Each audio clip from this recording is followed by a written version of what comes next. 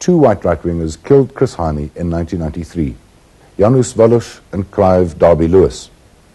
They are in jail for this murder, but now they want amnesty from the Truth Commission because they say they had a political motive. Their amnesty application is scheduled to start in Benoni on Tuesday. His killers say they killed him because he was a leading communist and MK leader. Indeed, Hani was probably among the top 5 people most hated by white South Africans. The apartheid state tried to kill him several times.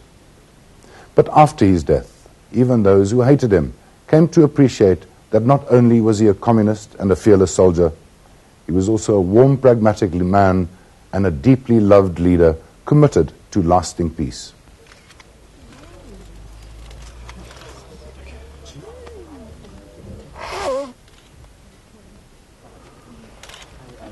It is a time to cry. I saw Chris Hani dead.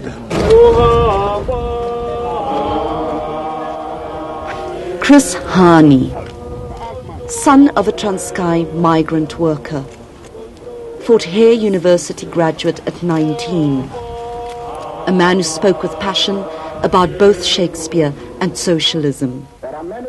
A man whose coming of age at 21 involved skipping the country to join the exiled ANC. Against the government whose reply.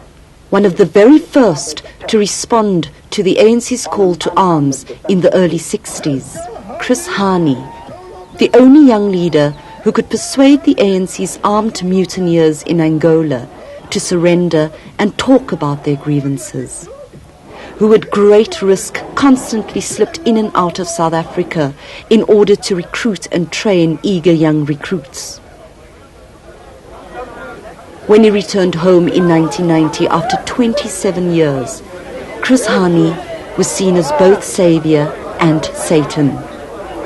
For the National Party government, he was still public enemy number 1. And I find myself making a long speech. You will pardon me because I think I'm overwhelmed by my coming back. Yeah. I was born here. Yeah. I grew up here. I was born in Kofimvaba. I love it. For the African National Congress and the South African Communist Party, he had become a rising star, a fiery leader, both as intellectual and fighter. By the time of his death, popular opinion ranked Chris Hani as second only to Nelson Mandela. His assassination on the 10th of April 1993 came as a shock to most.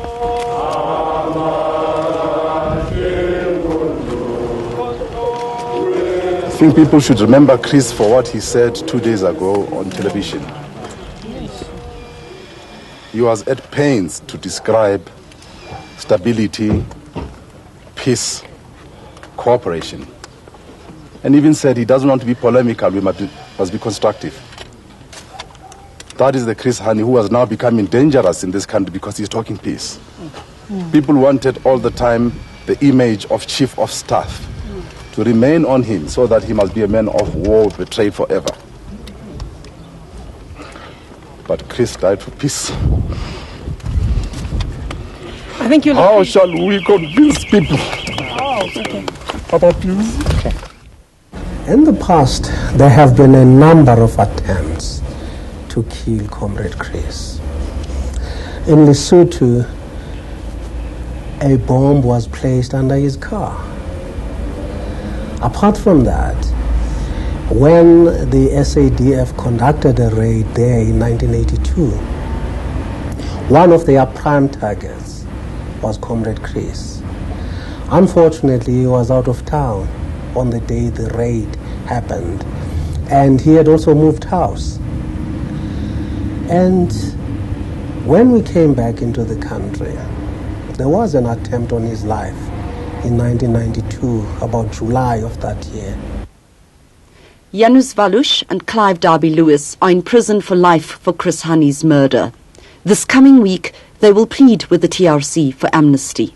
Those two murderers will have to explain where their authority came from to kill Comrade Chris. And we are saying it is not enough to simply say, I hate communism, and because I hate communism, I can go around killing communists.